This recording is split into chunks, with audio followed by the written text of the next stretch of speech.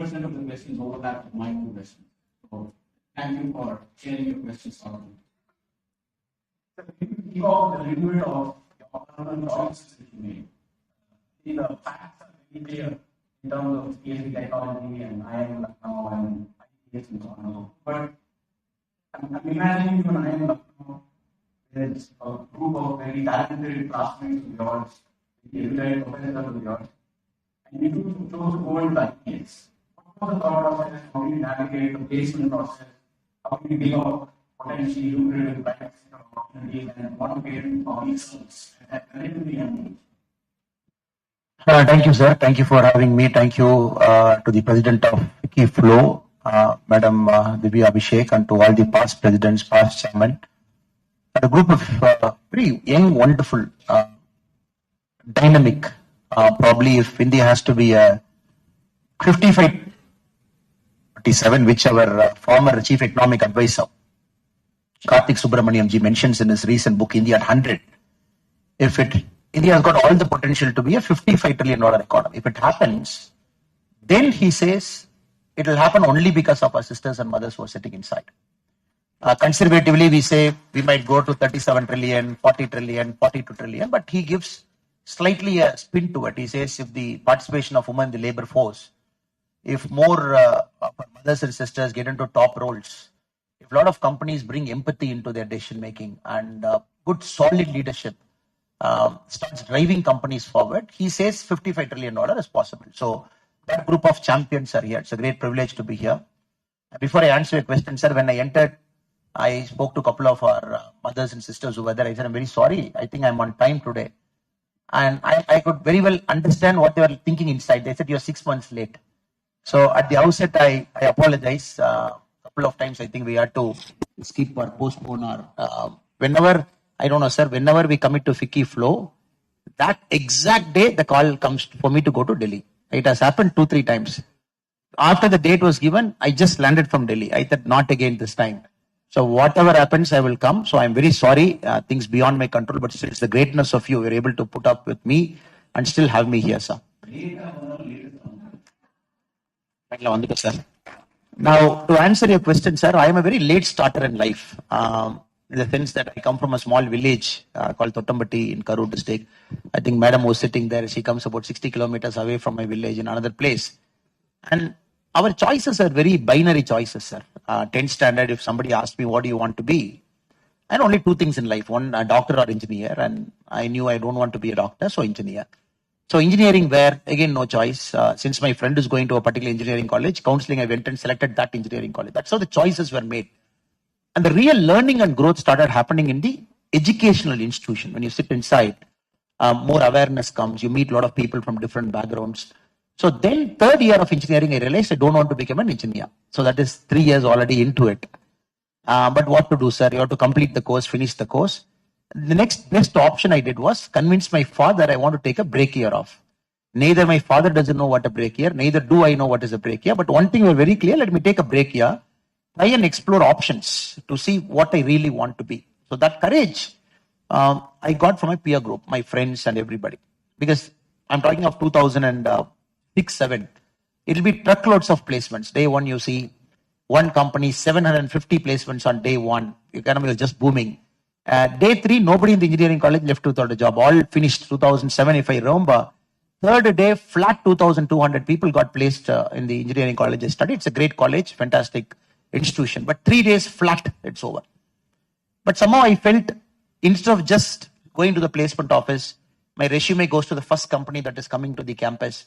I randomly go into the first company, random some interview, and then getting a job. I thought I'll take a year.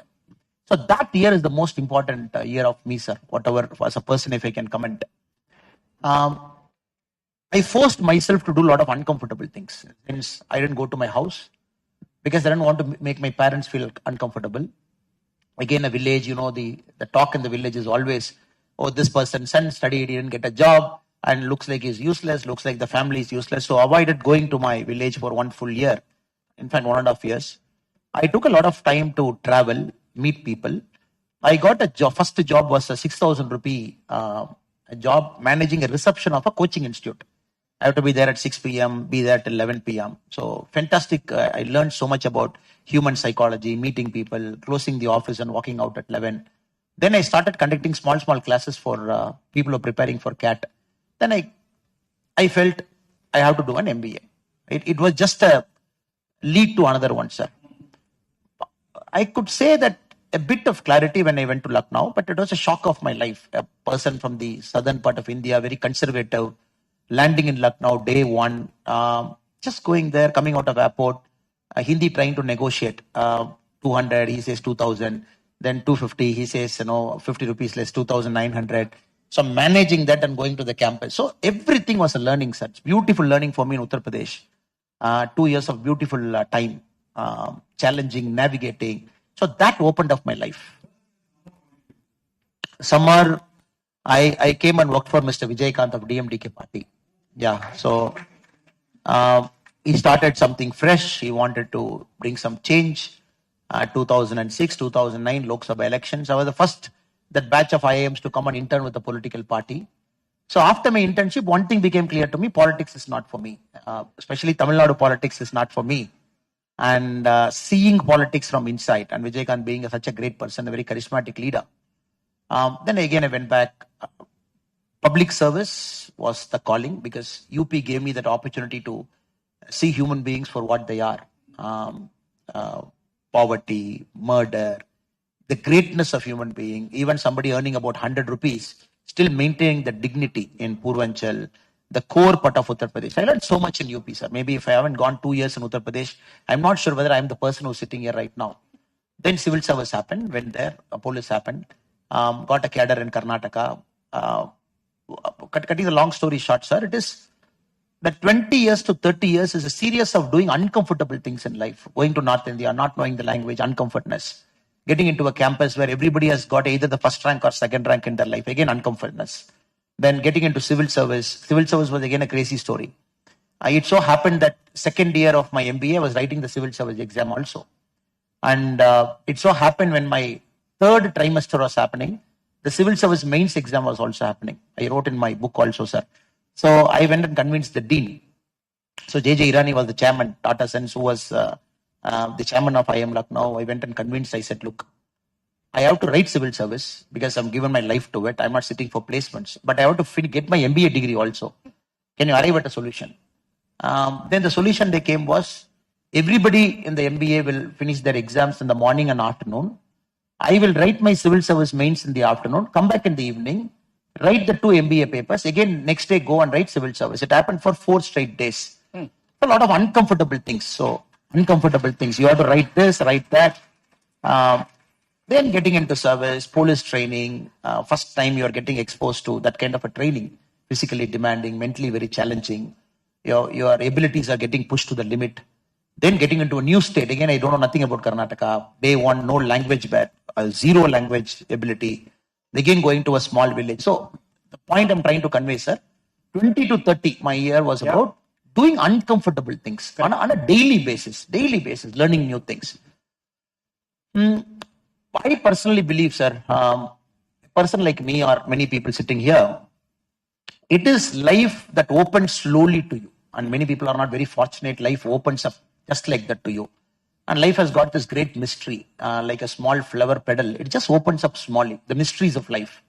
And for me, the mysteries of life was very deep down in policing. Every murder was a mystery of life. Yeah. And every human being who is a very honest guy, honest person, dying is a mystery of life. Somebody's children dying in road accident is a mystery of life. And some young girl, again, I wrote very extensively in my book, sir, that a 10th standard girl getting raped and killed on an evening day is again a mystery of life. Me being there in the funeral and the mother talking to me that I don't care, you get the accused, you bring them, I don't really care about what you do, but I want my child back, just bring my child back. That was a mystery. And policing, what, sir, 9 years, 10 years of policing, you see crimes at a very humane level. Yeah. And 2 ways you can approach a problem. One, keep a distance to it, just approach it professionally, do the job and get out. That is one way of doing it. But maybe I didn't belong to that category. My category was more into get involved, try and find why it happened, why Aksharat I'm not supposed to tell the name of a girl below 18 years. Why the 10th standard girl got raped and murdered on that particular day? Is it circumstantial? Is it by life? Is it because life was not fair to girl? How criminals were born, criminals were made? Is society making a criminal? Is a criminal born? So this kind of things. That rumbling was happening for about 2-3 years, 2017-18. Then Kailash Mansarovar Yatra happened in 2018. So I just came, wanted to do something, NGO, politics, bring change. So from IIM Lucknow, the process of finding which is a better way to serve a fellow human being was a process. Got it. And when many people ask me, what do you want to be? I don't have a straightforward answer, sir. When somebody asked me at 12th also, I never knew. Because for me, I never saw life to just say, I want to be this. And with all humility, unless you see life, how can you say I want to be this? That's correct. And for me, that process took a long time. Maybe for other person, it just happened at 19, 20. For me, it happened at 30. Slowly seeing and seeing and seeing. So it's a great privilege of life, sir. Life is very kind enough for you to see a lot of things which you shouldn't have seen, and to take a lot of things personally which you shouldn't have taken it personally. Yeah. So my leadership, I'm very sorry, but my photo, you put it so big. And my leadership, the transformative leadership, the topic that today I think you're trying to probe more, for me is all about approaching life with all humility, with a sense of open-mindedness, just allowing life to take where it wants to take you. In the process, trying to understand that you are part of a larger cosmic force. And in the process, trying your best to balance that karma in whatever decisions you make. Yeah. Of course, we will talk more with further questions, sir. Sorry, I took a long time to answer. No. This is very helpful foundation to lay on some of the choices you've made. From what I am taking away, one, I think, important lesson for all of us is, get the foundation strong. And the foundation is mostly when you step out of your comfort zone. And some of your discomfort was self-imposed, but some also circumstantial. The situation forced you, like in Uttar Pradesh and so forth, to step out of your comfort zone. That's quite important. Of course, he refers to all of us, all of you, as mothers and sisters. For me, I would add daughters as well. He's still too young for that generation. So mothers, sisters, daughters have to contribute quite substantially. And so that's an important lesson for our daughters, I feel. Step out of your comfort zone. Make sure that you're exposing yourselves to things that make you quite unnerving, if you will, so that your character shapes up early on. And in a sense, that's the basis of where transformation begins. So then you cut over from public service to public life. And that was that Mansarovar trip where, based on deep reflection, you've now entered public life. It's been 4 or 5 years now. As you look back, what would you characterize as the biggest challenge you have faced?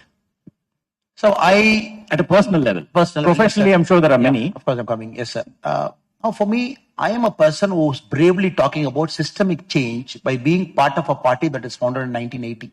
Normally, who talks about systemic change? A person in a startup, you talk about systemic change. You want to do a business process reengineering, BPR, and then you want to change. That is a normal way of looking at politics. But I think I'm humble enough and bold enough, along with our team, to say a systemic change is the only solution to a politics that will actually serve us better. This is my number one challenge, sir. In the state of Tamil Nadu, it is an extra challenge. When compared to the rest of the country, it is an extra challenge that you want to bring a systemic change here. It's a rich state. It's a prosperous state. A state that is very comfortable to say, my politics is okay. Why do you want change? And a state that is very deeply comfortable to say, something is working. Why do you want to change it? And a state that is very comfortable to say, when the airplane is flying, why do you want to go and repair the engine? So it is a choice always binary, this party, that party. Now, if I present you some indicators to say that we are on a deceleration mode, just a matter of time before other states are going to catch up. So that is my number one challenge, personally, to communicate insight to my team. Because when you have, most of you, I think the ability is to go as a team, sir. That is, once we understand it, I think we are altogether different human beings. Individually, it is impossible to do great things. Whatever company we run, whatever we do, it is impossible to do great things. But getting your team right, getting them in sync with what you want to do, and making sure that all wheels start churning towards a common direction. So that is my number one personal challenge, because I'm not at the public interface now, as I'm talking within the party. And the second challenge personally, sir, is politics is somebody said it's a science. That's why you call political science. You go to a college degree, they say political science, you get a course. But it is not political science. It is everything combined into one. So you have science, you have emotion, you have luck, you have all kinds of things rolled into one. Yeah. And politics is, I would say, current Indian politics is very unnatural. Very unnatural in the sense, the effort you put, the result you come might not be commensurate. And you got to have a long, extremely patience to get the change you want to see. And more importantly, the question of integrity gets tested every day. And every day, the integrity quotient gets tested. And in Kuridi Pural, there is this famous dialogue. Kamal Haasan mentions a very famous dialogue. He says, every man has got a breaking point. The question is, when is your breaking point? Yeah. And politics, every day you keep pushing your breaking point. Maybe 6 months, maybe 1 year, you keep pushing it. So personally, these are big challenge. One, within the team. And second, with respect to what you want to do. And there is no science with respect to how the process happens. And third, how long you sustain it with a lot of patience. But you just don't give up. You don't take recourse to a shortcut to get things happen. So these are the personal challenges, as far as I'm concerned, for the last 3.5 years. Remarkable, remarkable. So in a sense, if I were to draw a parallel to our business world, which many of us as entrepreneurs and business leaders are familiar with, there's a little bit of a duopoly or a small oligopoly that's at work. And here comes a startup that's trying to create a value proposition that wants to serve the customers, right? Yes, sir. Sorry, since I was only looking at this side, I tilted my chair a bit. I'm extremely sorry. I think you have to repeat the question again, sir. Sorry. No, I'm not asked the question, and I'm just summarizing for the audience. But this is a very important tip as well for us leaders. Don't address only one side of the audience. You've got to make sure you're making eye contact with the entire audience. Thank you, sir. Useful. So I think it's important for the startup to create a proposition, and that's what Annamalai is attempting. First, internally, if I understand correctly, and for us, it's to our teams, our employees, staff, and so forth. But I imagine communicating this to your consumers is also not an easy task, and particularly in such a visible profession, where every word you say is scrutinized. There are a whole host of pundits who are analyzing it. Your head tilted this way gets interpreted a certain way. Your frown gets interpreted a different way. How do you handle these in the external world? One of the greatest of great politicians, in my personal opinion, Abraham Lincoln, sir, a great guy who really fought to take slavery out. The 13th Amendment, with a lot of effort he brought to the American Constitution to bring that change, the Abolish Slavery, Emancipation Act. You all know, sir. But he didn't do it in one day. In fact, when the 13th Amendment got passed in the US, where the representatives were sitting, one person couldn't see what was happening because Lincoln was bribing people to get it done. Yeah. And he's like, how can Lincoln do it? Such a great person, one of the greatest statesmen of our time. How can Lincoln do? Thaddeus Stephen, a representative, stood up.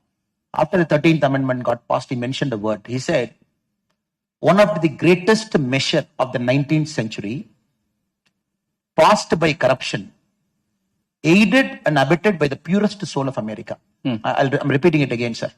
One of the greatest measure of 19th century, which is abolishing slavery to say all are equal, men, women, black, white, all are equal. Abetted by corruption, because they've seen that 6 months what Lincoln has done to get people's vote. Yeah. By that vote. Aided and abetted by the purest soul in America. So politics many a times is like that, sir. There is no direct correlation between good politics and good governance. There is no direct correlation. If you do good governance, doesn't mean it translates into good votes. It's not that. Yeah. And that is where political leaders, some point of time, they become statesmen. When the transformational phase, Karma Veerar Kamaraj Raya, Rajagopalachari, Rajaji Ayya, if you look M.G. Ramachandran Ayya, they transcend into that statesman thing because over a point of time, they become comfortable in communicating to the public at large. Of course, when we do this, there is pain. But as a society, we got to tolerate to move to the next level. So this is a bigger challenge, sir. Right now, it is all teethering problems. This will get solved in the next 5-10 years, sir. Yeah. And second, with all humility, we have to understand this democracy is thousands of years old. And one Annamalai or one you or one somebody comes in, and there is no bandage fixed to it. Thousands of years old. By evolution, it has come to this level. Yeah. And Athens, when the initial democracy was there, it was a show of hand. They said if slaves raise your hand, I'll only count it as 1/3. You don't have land, you are not counted. That's how democracy started to make a decision. From there to come here, maybe 2000, 2300 years now. If you look at democracy with all humility, we have to understand, sir, it is a natural evolution. Yeah. And sometimes you cannot force it to people. You just cannot make something to happen tomorrow morning or day after. Unlike a business or a corporate or a startup, unlike that, especially in the politics, you got to have extreme patience. Extreme patience. Because when we say Modi ji is a great leader, till 51 years of age, he was not even a panchayat leader. We have to keep this in perspective. And 51 years he prepared himself. So he got a chance in 2001 October. So 51 years of preparation translated into 13 years of CMship. Then it is getting translated into 10 years plus of prime ministership. So he's 73. Modi ji is one guy in all the political thing. You go to America, they say 70 is old.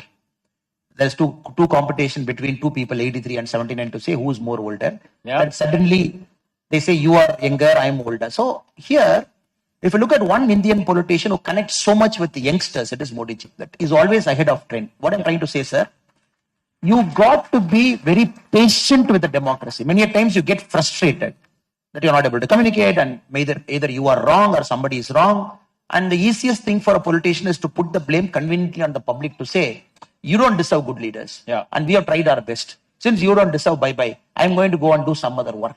So this in an Indian democracy is not the right approach. We might get our chance maybe 10 years from now, maybe 7 years from now, maybe 20 years from now. But the work that goes in has to be process driven. So what we did in 2024 was a process driven, sir, which is very new to politics. Most of the things that we do, we said, look, for BJP to emerge as an alternate political order in Tamil Nadu, first we have to stand alone, number one. It's a process. Yeah. Standing alone means you got to expand your breadth. So when BJP stood 23 seats in this Lok Sabha, sir, after 30 years, somebody in Lok Sabha got an opportunity to vote for Lotus. Yeah. In 30 years, BJP did not stand in Nagapattinam. 20 years, BJP did not stand in central Chennai. Correct. BJP did not stand in 16 out of 23 constituencies for 20 years. Yeah. So process driven. First go, put it. Don't worry. Results will come. Results will take care of itself. Second, process driven. To show that you are an alternate, say that we will not pay money for votes. Yeah. Second one you say. And again, don't worry about results. Results will invariably take care of itself. And don't worry about results. So this convincing is a problem. Because you have to convince. Because many a time in the battle, sir, the first guy who goes into a battle knows fully well he will get killed first. Correct. Because the elephant guy comes last. The horse guy comes before him. But it is that foot guy who marches with just a sword in hand and a spear in hand to say who's that. And this guy knows 80% is going to get killed. Correct. Because the spears are coming, the arrows are coming. And right now BJP Tamil Nadu is like that force which is traveling in the front. You got to take a lot of Brent. And for that, the mindset of a leader has to be different. Yeah. Because you are going to take the Brent, an ecosystem, 70 years, you are going, attack, personal attacks, all these things, navigating through it, sailing through it. Yeah. Then the next day gets easier. But the question is, how long the friend gave this time? So, sorry, I'm taking a long time again to answer each of the questions.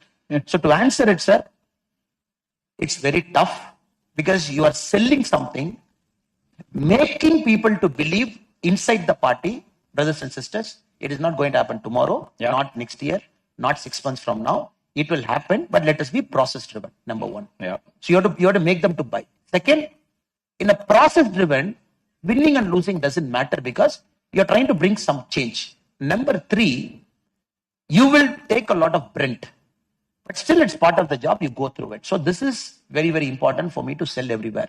So democracy is like that, have patience.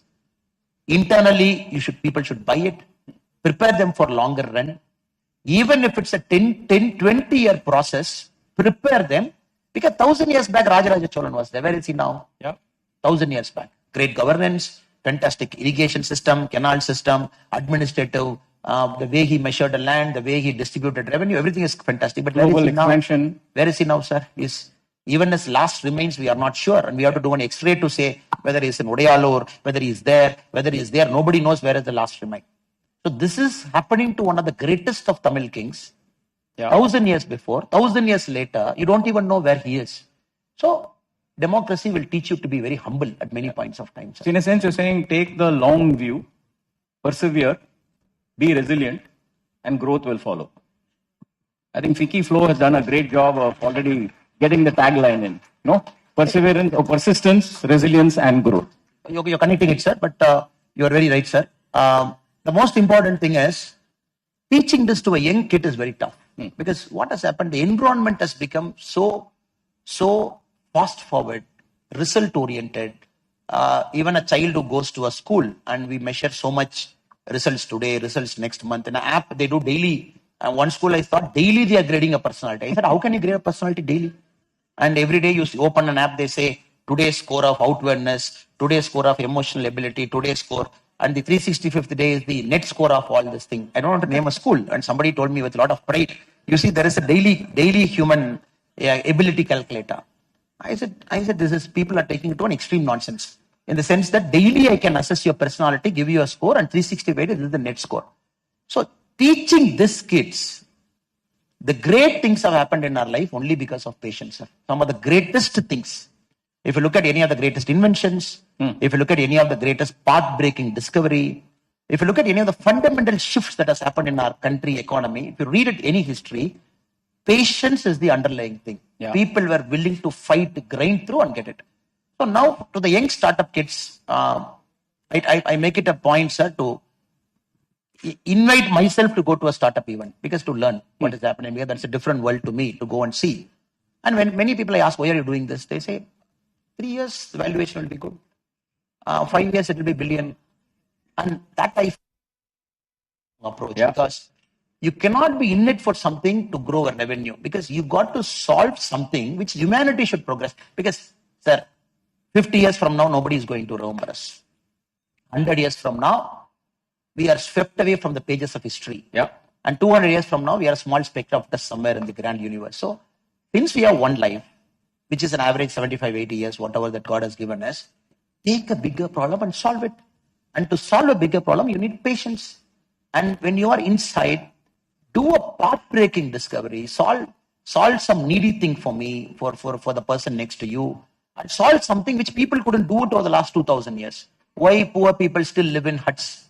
Or can I build a 1 lakh house? We are waiting for some solution. Why every 2 years the road gets washed away? Can you put me one road which stands for 15 years? And why still corruption is a way of life? Can somebody in politics find a way to root out corruption? Yeah. So these things, I think, is worth dedicating our life to. Sure. So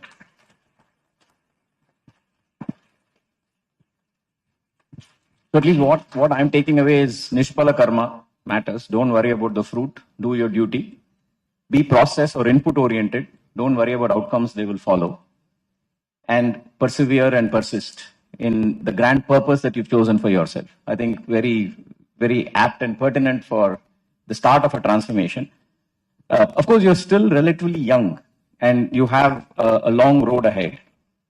Tell us a little bit about how you manage your time, because from whatever I've picked up in your public interactions and private interactions I've had a chance to be in, you're exceptionally well read. And you're able to quote from Abraham Lincoln to Rajaji to Tirukkural. So there's a wide range of reading that you get done. Yet it also feels like you have a very hectic schedule. You're in Delhi, you're landing, you're going to a meeting upstairs, you're coming down, you're very eloquently talking about a range of perspectives. And I just discovered you've also written a book in the middle of all this. So how do you manage time? How do you get stuff done? Because that's something for all of us is one of the scarcest resources, lack of time. Yet you seem to manage that very well. What is the secret here? I still believe I have to do a better job at managing my time, sir, honestly. Because politics, what happens, sir, many of the events are very interconnected events. One leads to other. And this is a place where you can't show your face. You go to a first event, you can't see your watch in front of a public. You see your watch, you're finished.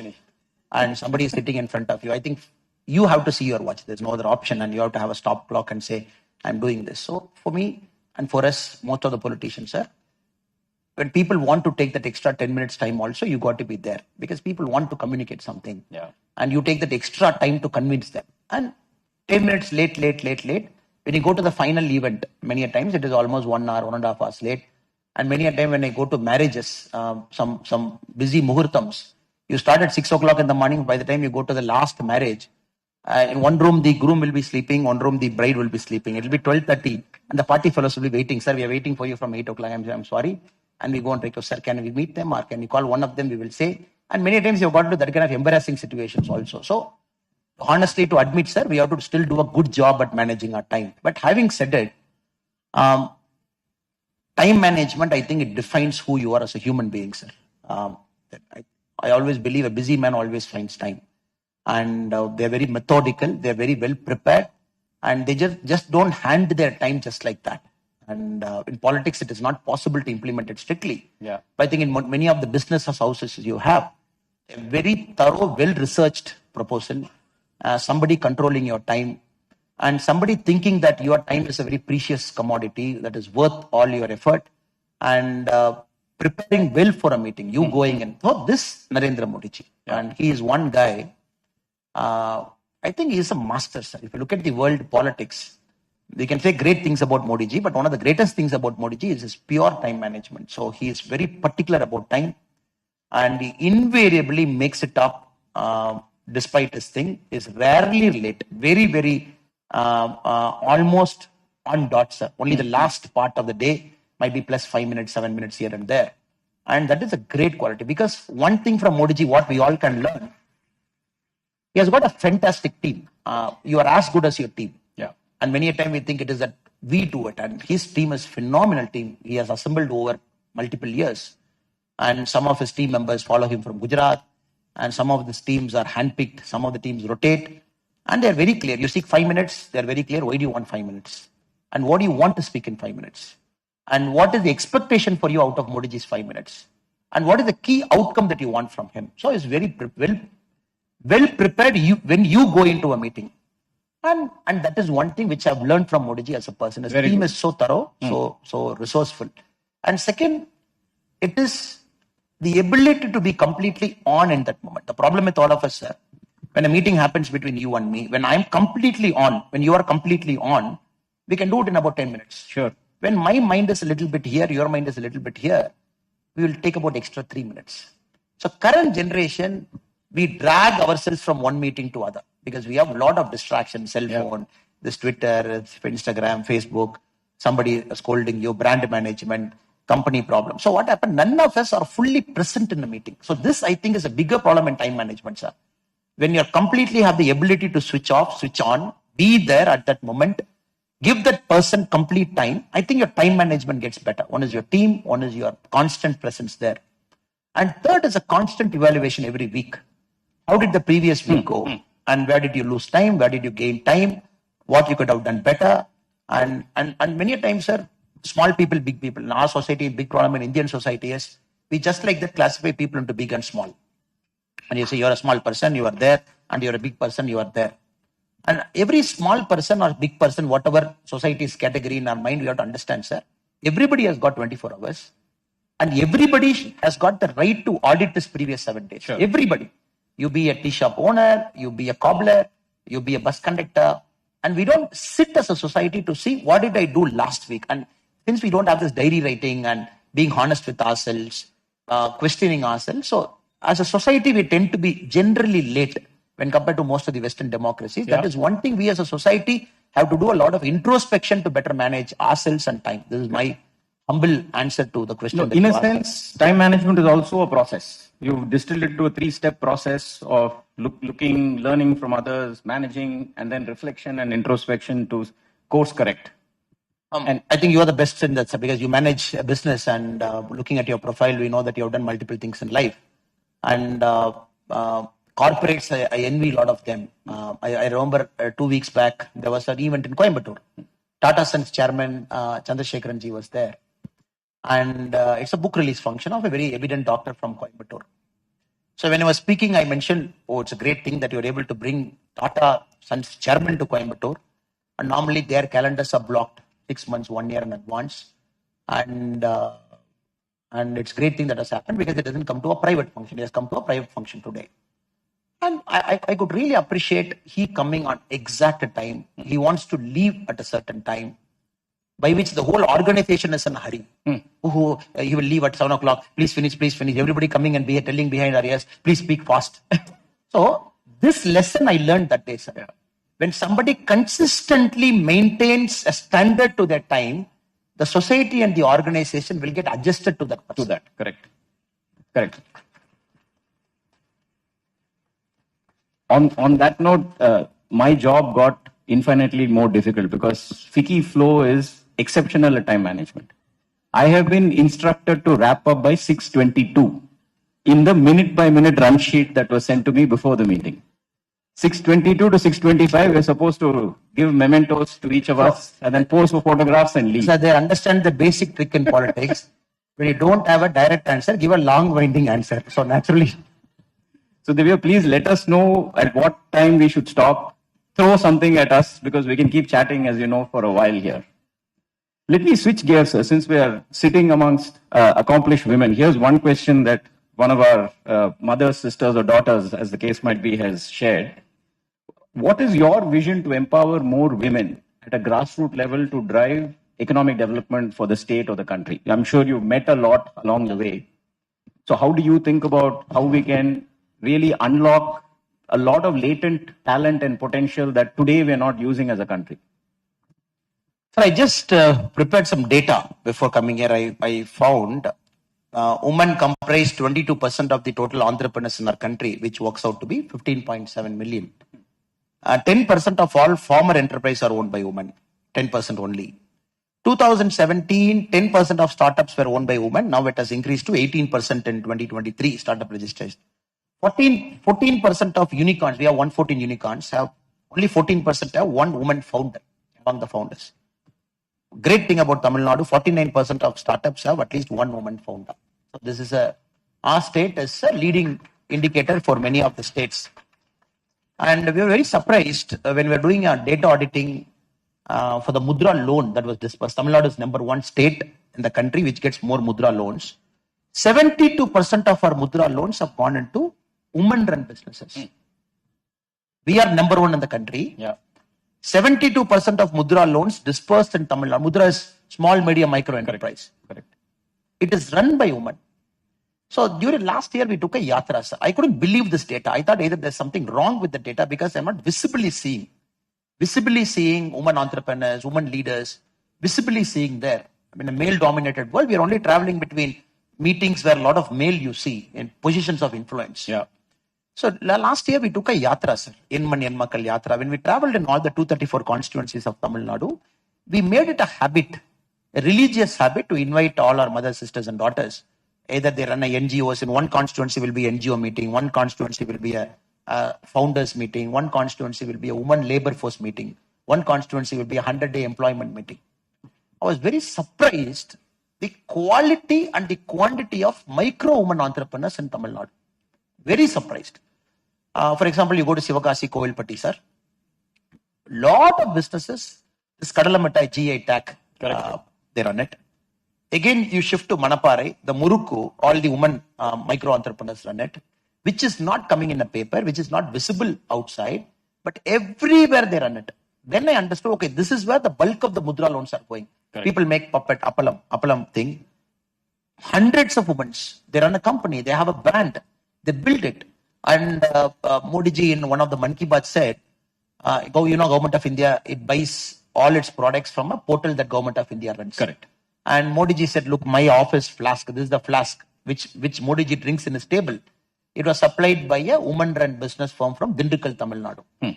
So he tried to promote, people are doing quality work, just don't look at big things. Correct. There are a lot of micro things happening, which I could feel it during the yatra, sir. But somehow, taking them to the next level is a big challenge. Yeah. People are there, and for comparatively in our society, sir, a woman does multiple things.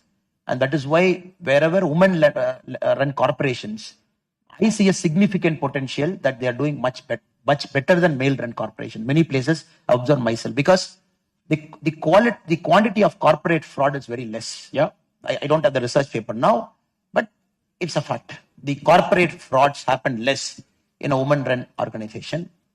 And the quality of innovation is slightly better in woman-run corporation. Correct.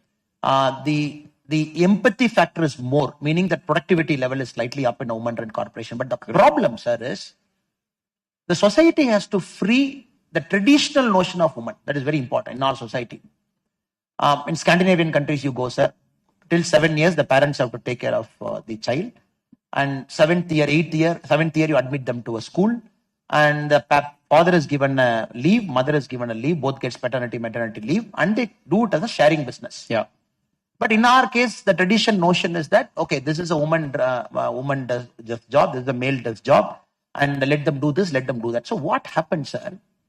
For a woman to come out of the formal economy, raise a child, bear a child, 4-5 years grow the child, then again a gap of after about 8-9 years going back into the formal economy is the biggest problem in our country we are seeing, which Madam Divya Abhishek mentioned it on one of her things that she wants to do that. This, as a society, we got to solve this problem. It's a pertinent problem. You have some of the finely talented women, highly educated, double degree, right up to PhD. Once they get into a marriage break, getting them after 7-8 years into a formal economy, that is where they lose it. Second, the traditional notion of a glass ceiling, corporates, CEOs, when you go up, after a particular point of time, they getting into influential roles. Government can give support, sir. They can say, look, this much percentage of your board should be women, and government can only push it. But somehow I still feel the society conscious is still not there, sir. Meaning that women are much better in doing multiple things, much better in doing certain things than men. So unless we appreciate and acknowledge this fact, then it is always going to be an unequal fight for them. But there's enough research that proves this beyond any doubt, right? That women are far more empathetic, far more effective, far less absenteeism, far greater trust in the work environment that they create. So research, whether academic or real life, bears this out. Correct, sir. What can we as leaders, and particularly FICCI Flow, do to overcome this barrier that you talk about? Now coming to the second part, what is the problem definition? This is true, this is happening. I've seen this in my eyes with my experience. Now coming to solving that problem, I think you got to target the micro entrepreneurs, help them to scale big. This is a challenge which I see. The micro entrepreneurs could be an auto driver, which she mentioned, one. The micro entrepreneurs could be a person making a puppet. Can you take it to the next level, Appalam? Micro entrepreneur who's present in a village doing things, can you raise their level to the next one?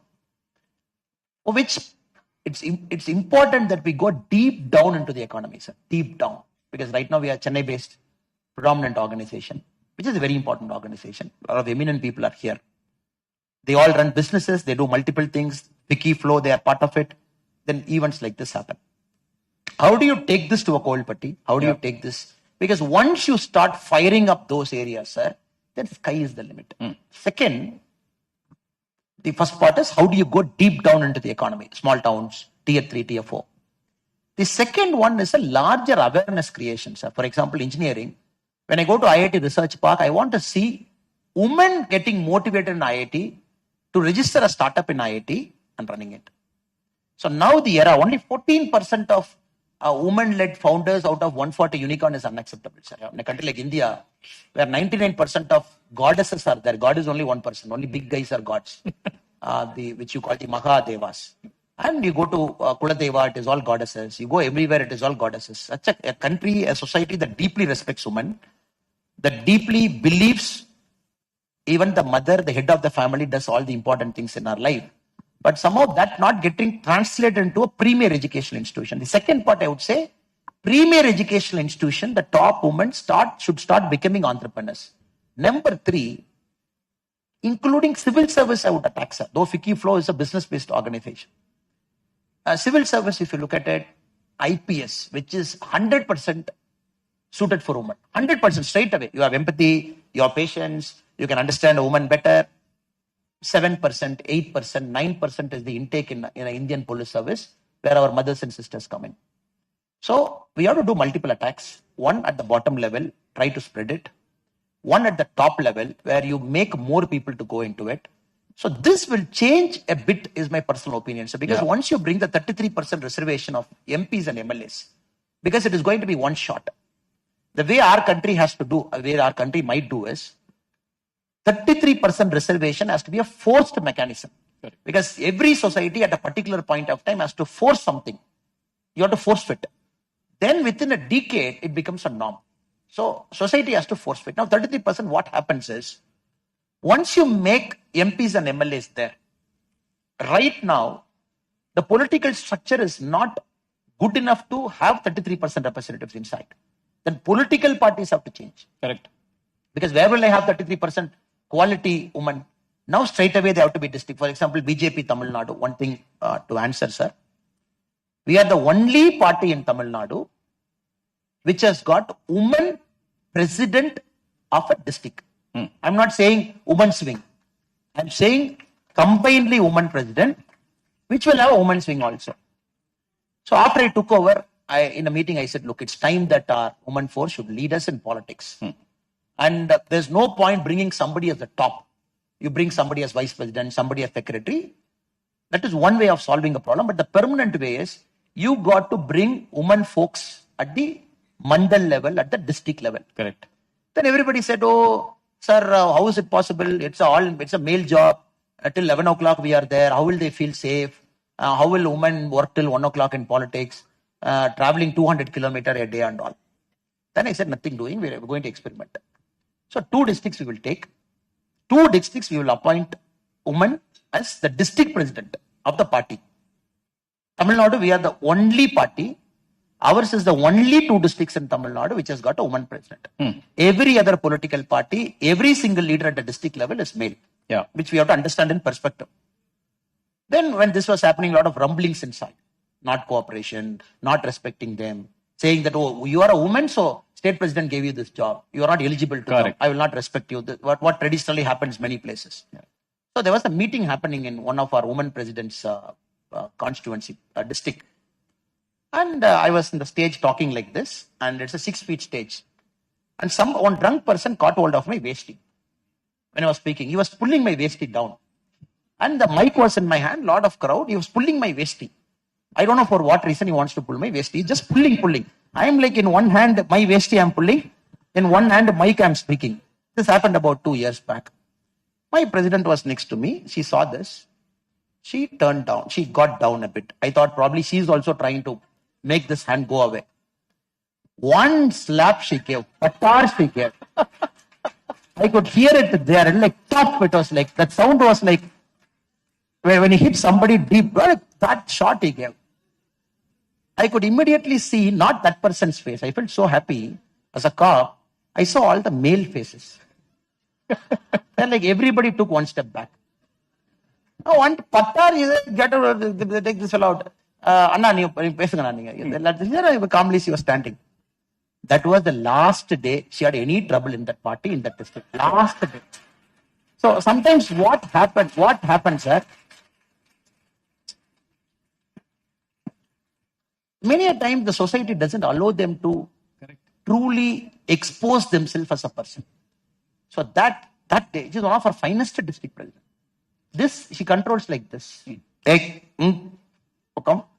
She got a confidence in front of so many people because for her it was like a Hanuman moment.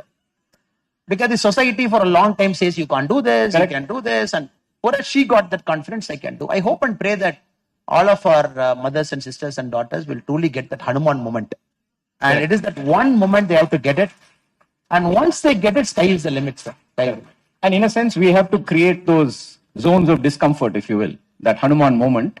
If we're able to create, then, automatically they will show their talent and they will realize it, more importantly. It will happen, sir. You're right. And, the last answer I was explaining this 33% reservation. That I think is going to be a fundamental game-changing process because you are going to straight away put women in policy making. Yeah. Sir, it will be 33% plus only. It is not going to be 33%. 33% minimum. Then it might touch 40. Right now, the best of the world parliaments are at 13%. Yeah. And India, in a decade from now, we are going to leapfrog multiple democracies to get into 33 to 40% range straight away. The best of democracies are 13%. America from 1776 is yet to get a woman president. Correct. Probably this time we are not sure whether it will happen, but we are waiting and watching. And that point of time, India will be the global woman powerhouse. Because this moment, which is not very widely celebrated, And one other day, a person asked me, Anna, what is this, Anna? 33% they give it to women, Anna. What will we do? I am doing politics for 50 years, Anna. I said, hello, brother, you sit. Now, how are we going to do it? Right now, the number of MP constituencies are 543. So nobody is going to make 1/3 of 543. The new census they will commission, that might probably say India should have 800, 850 MPs. In that 1/3 we get. So male, you are also getting more. Correct. From 543, you are getting 600. Correct. They get. There is then good enough. Then I'll also go and tell others. So many a time it is also how you communicate, sir. Correct. In a society, in a masculine-oriented society, the communication is also masculine-oriented. So when the communication becomes poor, people don't become enablers, they become resistors. Correct. They will try everything to block. They will say, no, this cannot happen, that cannot happen. I think it is important for people like you and me, sir, to articulately communicate. This happens, it's good for everybody. Correct. It is not good for a woman, or it's good for the society. And when a woman feels empowered in a big way, the society becomes much calmer, sir. I've seen this with my police sub-inspectors, inspectors. Yeah. That is another story, like this Hanuman moment. And they come very diffident into the force. I've seen in my 9 years, day one, the woman constable, on the station, they will put roles. They will say, you go and stand somewhere outside with a lathi, stand there, and you do bandobast. Then I will not say anything, sir. In a police station, when I go for rounds, I'll say, okay. First thing, I'll take a register. I'll say, okay. Station will have invariably 70, 80 people. I say, how did you allocate the role? They'll say, sir, best brains are crime constable. Best guys are intelligence fellow. Best guys are station writer. Because that is where the money comes. The best guys are this, and finally, the last 10 will be woman constable. They'll say, bandobast road, sir, bandobast point, sir, bandobast this thing and all. Then I'll watch, I'll keep quiet. Then next week, I'll not force anything. Next week I go, how did you do a role allocation? Every week I see the same happening. Then I slowly push.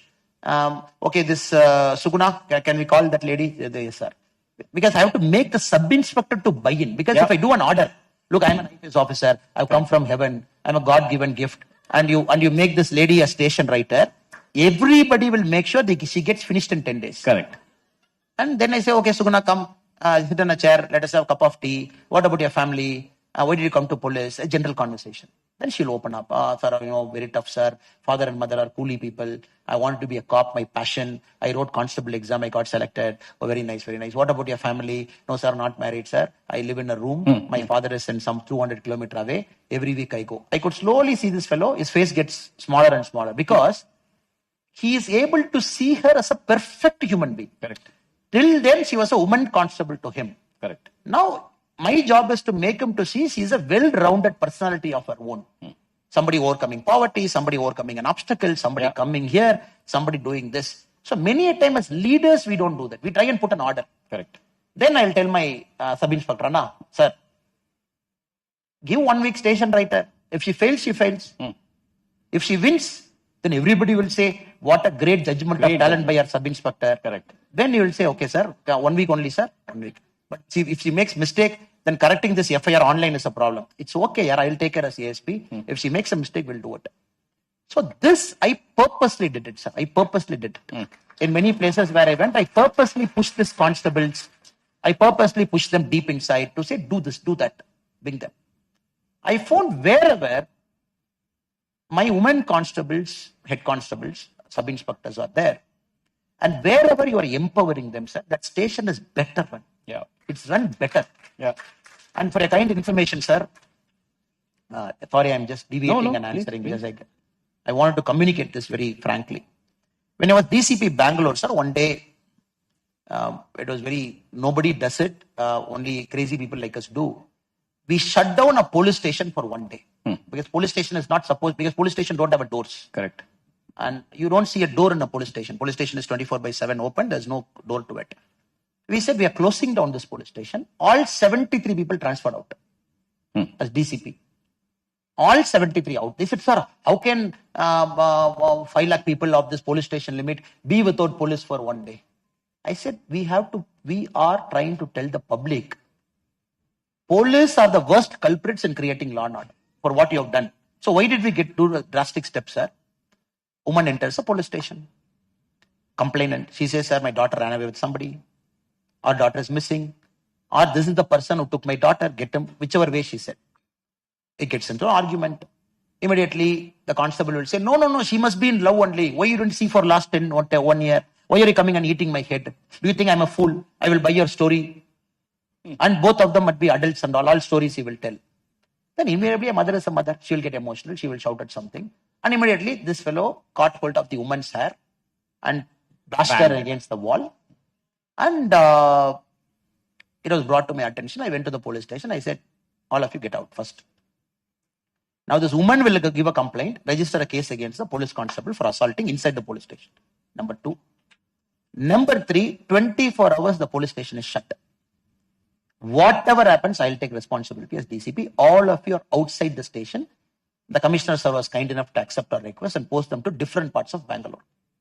It sent shockwave in Bangalore. Nobody does it because anything happens, I am the first person who my head will go. Yeah. Some murder happens 1 hour from then. Something happened, they'll say, oh, this foolish IPS officer came. Correct. He transferred everything, nobody in the police station. And first remove his head. And sometimes as leaders, we have to send a very strong message. And that is very important. And in our society, when we say, for example, the brutal rape and murder of a Kolkata PG doctor. Let us forget politics and agitation. Let us not get into that, sir. A doctor in a medical college, in an emergency, night 12 o'clock ordering food with her colleagues, having food, then probably studying something, sleeping there. If she gets assaulted in our workplace, then it's a reflection to our society of who we are as individuals. Yeah. And the person who did this heinous and the grave offenses, a so-called a part-time police volunteer who had an ID card, who were able to have access everywhere. Sir, I can tell you, sir, as a police officer, former police officer, for every 1 rape case that gets reported, I think at least 2-3 don't get reported. Yeah. In rural villages. They're like, it's shameful. Correct. Go there. Correct. You have lesser females, male interrogate them. You make them to relive that horror.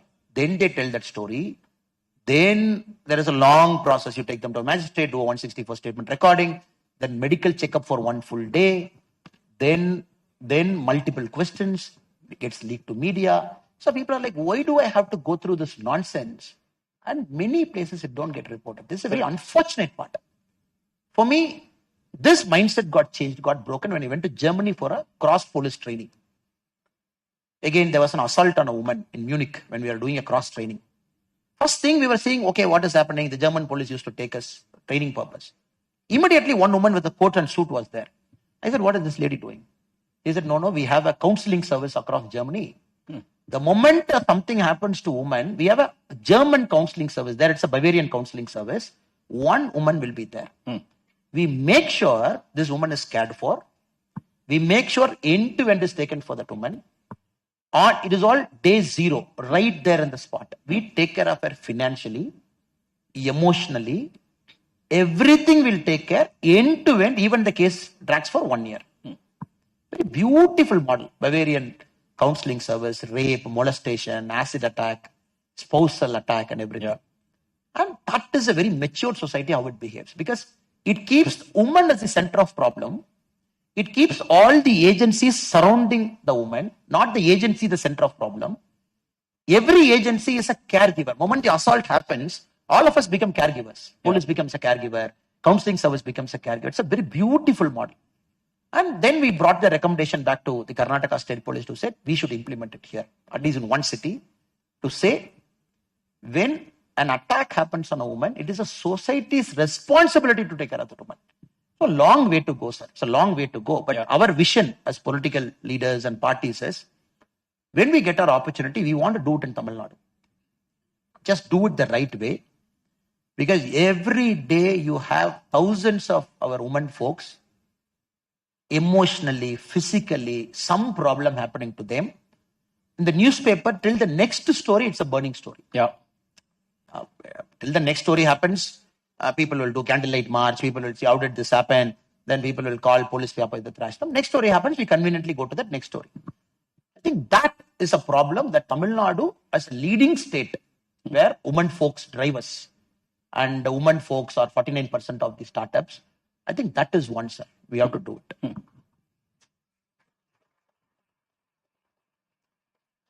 I guess seeing challenges up close and personal builds a certain amount of both resilience but also a vision. And certainly speaking for myself, I've been shielded from these harsh realities of life. Divya, how much more time do we have? We can keep going.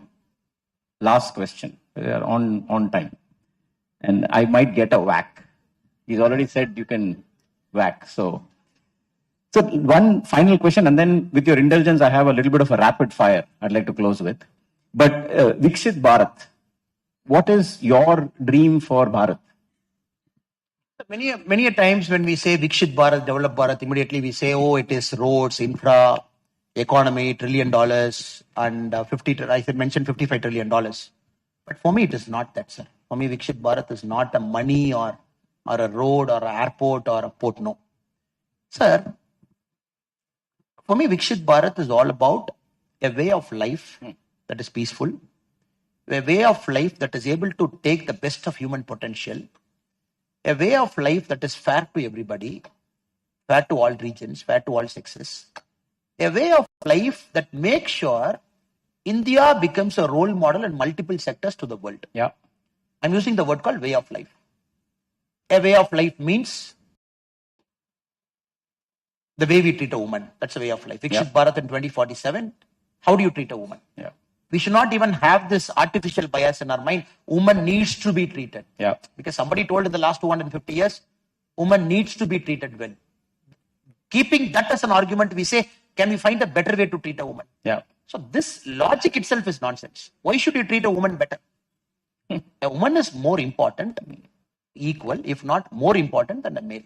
So that thinking, right from a school, college, everywhere should percolate. Again, a way of life means that you have a comfortable life. Human quality of air is very nice. Particulate matter is low. Every city will have a green park.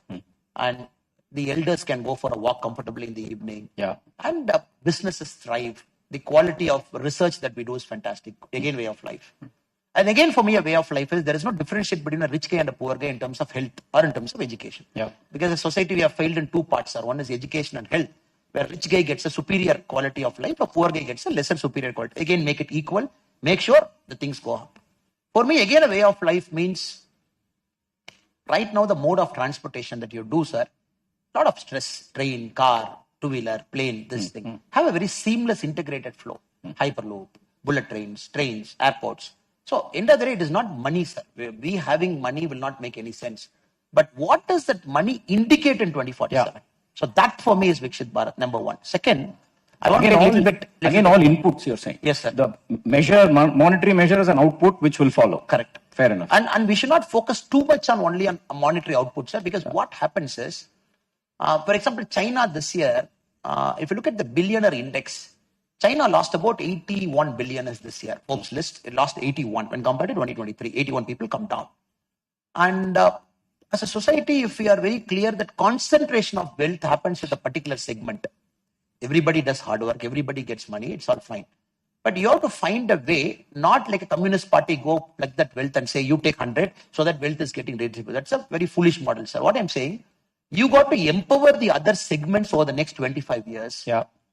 In a rural area, rural farmer, make sure that they also are there. That the income distance gap is not too much. Yeah. Because any society, if you say the income distance gap is too much, I will achieve 55 trillion, but still 25% of my population, that point of time, maybe 165 crore, will live in absolute poverty, not acceptable. So that is a lot of policies have to come in, fair distribution, equitable distribution, opportunities for everybody, reaching there as a mark of 55 trillion or 160 trillion, quality of life, happiness. Like China has got into this a problem. They say, look, I've got wealth, but I'm too old enough to enjoy my wealth. So can we not make that mistake of China to say, yes, I'm old. Of course, 2060, 2047, all of us will be old. Right now, 40% of the population are below 25 years of age. We got to be old, we got to be rich, but we got to be with absolute health quality to enjoy life. Correct. This three problem nobody could solve. Americans have become too obese to enjoy their wealth. Correct. Japanese have become too old to enjoy their wealth. Now China is getting into the graying zone. Now India should be the first country to solve this problem of wealth, age, quality of life, all in one triangle. That is Viksit Bharat to me, sir. So it's a wonderful trinity. And if we are able to achieve that, that would genuinely be Viksit Bharat. That's a useful way to think about that impossible trilemma, if you will. Let me close with, before I get a slap, let me close with a quick rapid fire. And the object of a rapid fire is genuinely rapid, sir. One answer only. And because you're also a former policeman, bullet-like response. Because you operate on multiple answers, that is the problem. So I'll warm up with an easy one. CSK or RCB? Dhoni CSK. IPS or MLA? Can there be something in the middle, sir? Illa, sir. A constant service to the public. We'll accept that. Tamil Nadu or Bharat? A strong Tamil Nadu with a very prosperous Bharat. So we want the real Singham to answer. Now you're answering as the state president of the BJP. This is my vision, sir. That is my vision. And if I again talk about statistics, sir, if you look at Chennai, 20% of people speak Telugu. Chennai is thriving because of many of our North Indian friends. You take many of our North Indian friends outside Chennai, tomorrow there'll be zero money flow. Chennai cannot run. Correct. And they control the money. And okay, sir. Answer accepted, sir. So it is all a combined. No, it is all a combined way. And I live in a political society where a lone voice, many a time to say, it is our North Indian friends who have enriched Tamil society and they have made it more beautiful, like a garland. And how can I differentiate, sir? Fair enough. Strong Tamil Nadu in a prosperous Bharat. Fair enough. Urban growth or rural development? I think when rural development takes care of itself, urban growth will eventually happen. First is rural development, you focus. Good. This one, I think I know the answer, but I'll ask it anyway. Quick win or long-term solution? Long term. I'm always a long-term guy, sir. I suspected as much. Integrity or loyalty? Integrity over loyalty. Integrity is there, people become loyal to you over a point of time. Modi ji or MGR? Modi ji or MGR?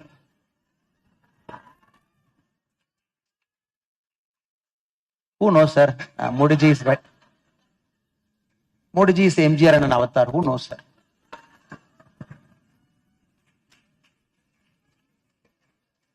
Social media or traditional media?